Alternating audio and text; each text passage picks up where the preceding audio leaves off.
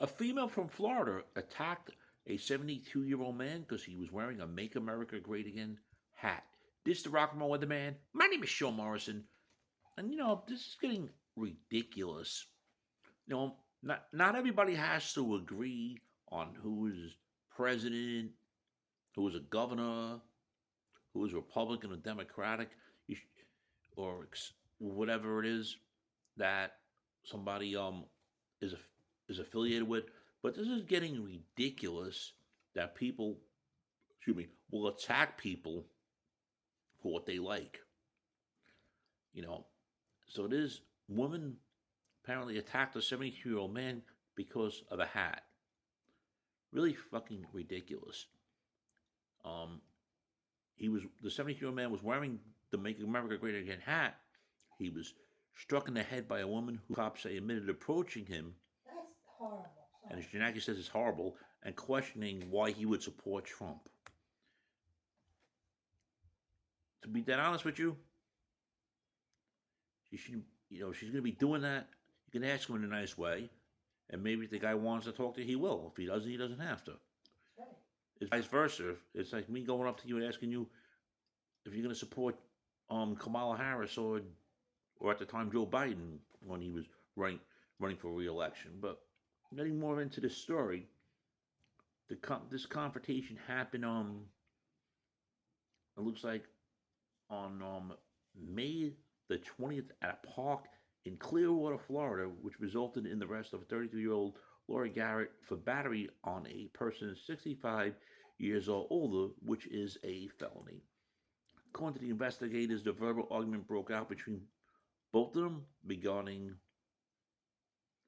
the victim wearing a Make America Great Again hat. And that was, it's in the thing here. And she allegedly struck him on the back of the head or shoulder with a can she was holding. Doesn't say what kind of can it was. Doesn't say it was a soda. Doesn't say if it was a tomato can. Doesn't say what kind of can it is so far. Following the battery, cops said she jumped over a fence and began walking away from him. And this gentleman, the victim, lives about a mile from the park. When police located her, she reportedly acknowledged approaching the victim and questioning him about his support for Donald Trump. She also admitted to pouring the contents of her can on the victim, but denied hitting him with it. And this is according to the criminal complaint. And the confrontation was observed by an independent witness who provided cops with a sworn statement. Thank goodness for this witness. It's not known if this witness is a Donald Trump supporter or not. So Ms. Garrett struggled with officers, threw herself to the ground, and kicked her feet. At one point, she allegedly wrapped her legs around one cop and forced him to the ground. What a fucking sicko. And she was eventually subdued with restraints and escorted by 4 officers. Wacko, indeed.